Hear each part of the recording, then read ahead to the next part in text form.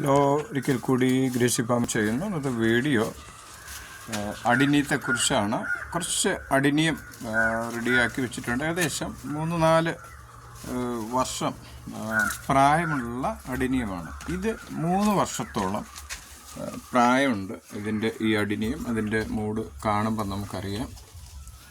ഇതെല്ലാം പ്രൂൺ ചെയ്ത് അവനെ റെഡിയാക്കി വിട്ടിരിക്കുകയാണ്.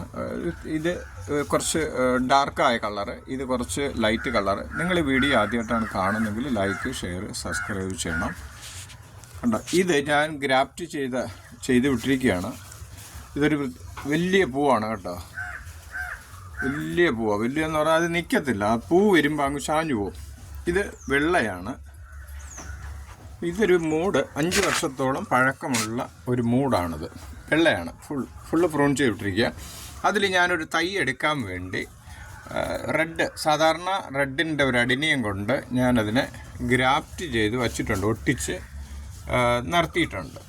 അത് ഒരു 10-15 ദിവസം, ഒരാഴ്ച ആയതേ ഉള്ളൂ. 10-15 ദിവസം ആകുമ്പോൾ നമുക്ക് പിന്നെ കട്ട് ചെയ്തെടുത്തിട്ട് ഇതിനെ സെപ്പറേറ്റ് മാറ്റുമ്പോൾ നമുക്ക് വെള്ള അതിനകത്തുനിന്ന് എടുക്കാൻ പറ്റും.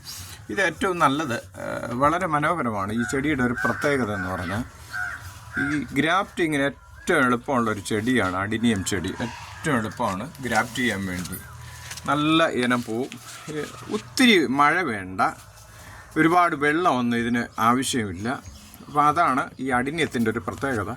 കുറച്ച് ഷെയ്ഡായ എന്നാൽ നല്ല സൂര്യപ്രകാശം അതിനെ ഏൽക്കുകയും വേണം. ആ നിലയിൽ വേണം ഈ ചെടിയെ നമ്മൾ വെക്കാനായിട്ട്. ഞാനിപ്പോൾ ശരിക്കും വെച്ചേക്കുന്നത് സെൻസൈഡിൻ്റെ അടിയിലാണ്. അപ്പോൾ സെൻസൈഡിൻ്റെ അടിയിലായതുകൊണ്ട് ഒത്തിരി മഴയും വേണ്ട, വെള്ളം നിറച്ച് പൊക്കം കേട്ടോ. ഇത് നിറച്ച് പിടിക്കും.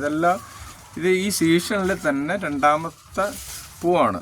ഞാൻ ഈ മൂടെല്ലാം ഒന്ന് റെഡിയാക്കി പിഴുതെടുത്ത് അതിനെ നന്നായിട്ട് ക്ലീൻ ചെയ്തിട്ട് സാഫ് ഉപയോഗിച്ച് കഴുകി വാഷ് ചെയ്തതിന് ശേഷമാണ് ഇത് ഭംഗിയായിട്ട് ചെയ്തിരിക്കുന്നത് എന്ന് പറഞ്ഞ് ഞാൻ ഈ വീഡിയോ വൈൻഡപ്പ് ചെയ്യുന്നു.